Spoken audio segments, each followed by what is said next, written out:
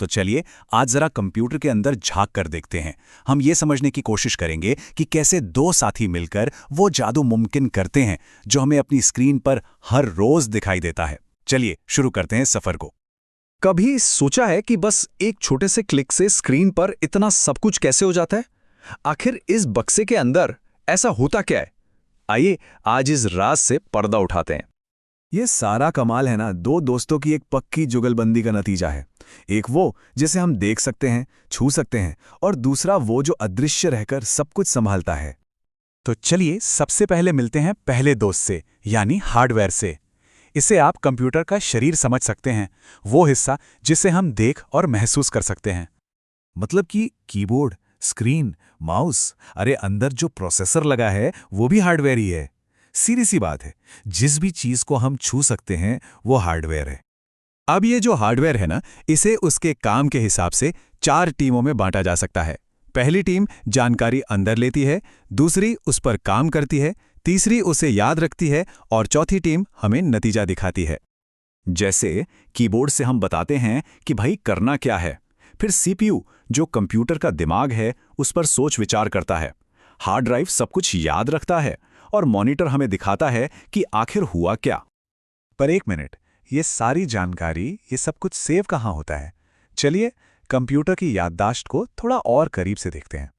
देखिए, कंप्यूटर की याददाश्त ना दो तरह की होती है।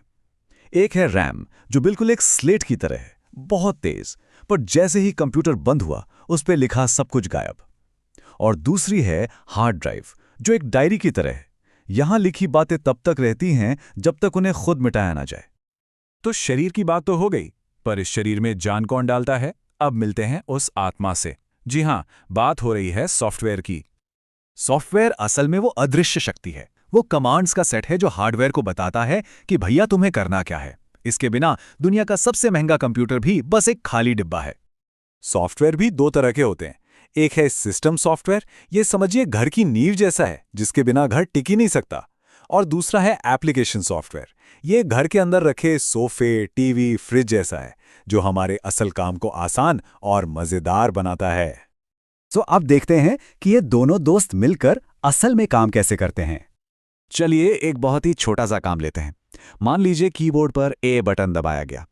अब ये सुनने में तो बहुत मामूली लगता है ना, पर इसके पीछे एक पूरी कहानी चल रही होती है।